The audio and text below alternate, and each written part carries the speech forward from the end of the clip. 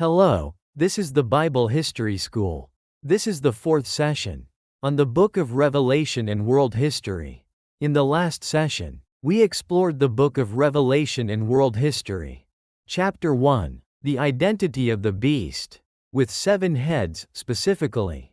Section 1, the symbolic terms of the book of Revelation, and their historical reality. In this session, we will look into how Gog and Magog, as well as modern-day Russia following the Soviet Union, are closely connected to the prophecies of the Bible. Starting from their origins, let's take a look together, slowly. First, let's look at the text of Ezekiel. Ezekiel, chapter 38, Gog invades Israel. 1. The Lord said. 2. Ezekiel, son of man, condemn Gog, that wicked ruler of the kingdoms of Meshech and Tubal in the land of Magog. Tell him. 3. I, the Lord God, am your enemy.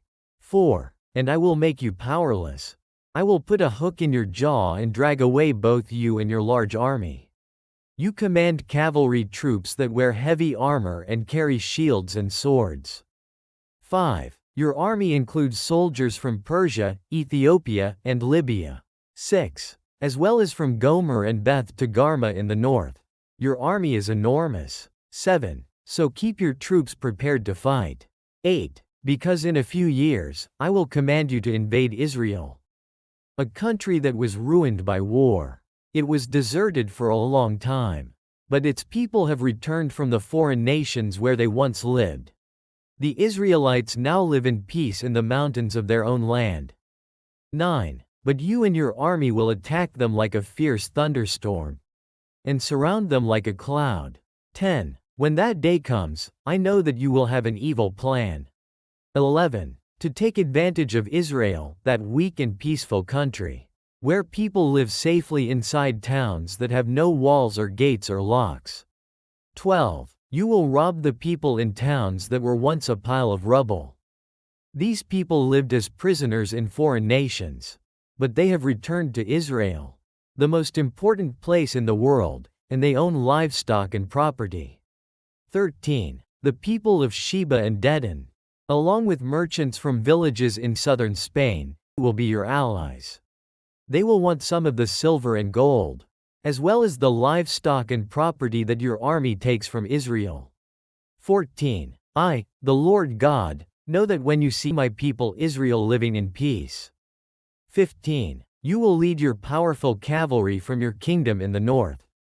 16. You will attack my people like a storm cloud that covers their land. I will let you invade my country, Israel, so that every nation on earth will know that I, the Lord, am holy.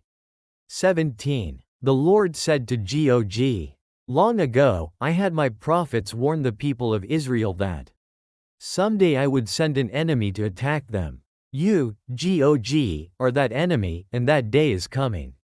Schofield, who is known as a representative generationism theologian, claims in his annotated Bible that Gog and Magog, in Ezekiel chapter 38, are northern forces led by Russia. Here, Magog is the name of a land or a country, and Gog is the title of the king of that country.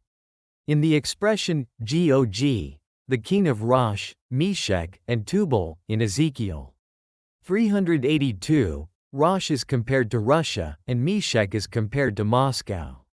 He also compared Tubal to Tobolsk, the capital of the Tatar state of Sibir, founded in the 16th century.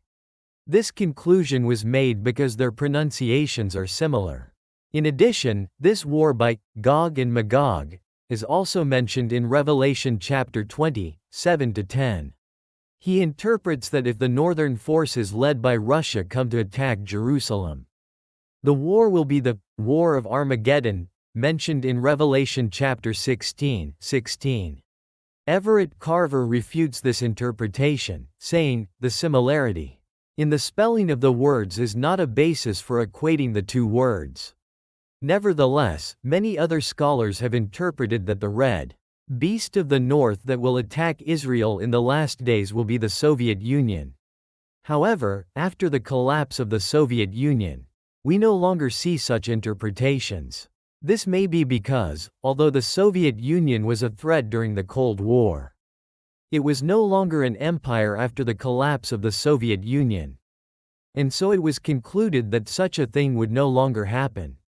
However, in this article, I will re-examine the history of the Soviet Union, explore the secrets of the beast, and see how history progresses. Section 3. Union of Soviet Socialist Republics. The Soviet Union, which was established in December 1922, and boasted of its power as a communist powerhouse, declared the dissolution of the Union in December 1991 and disappeared into the back alleys of history. After World War II, Eastern Europe and North Korea became communist. After that, Vietnam became communist following China. And many countries around the world were worried that they would be communized by the Soviet Union. As the Cold War continued, many countries were concerned that the Soviet Union's expansion policy would be revived when the invasion of Afghanistan began in 1979. However, following the collapse of the Berlin Wall in Germany on November 9, 1989, the domino collapse of the communist regimes in Eastern Europe began. And in December 1991, the Soviet Union, which was the leading power among communist countries, was dissolved. And the Red Empire of Terror gradually disappeared from people's memories. The results of this history have also brought about changes. In the interpretation of the Book of Revelation, the voices of those who shouted that the Red Beast, coming from the north, would be the Soviet Union have become quieter. And the books of scholars who say, such history will no longer happen, have filled the bookstores.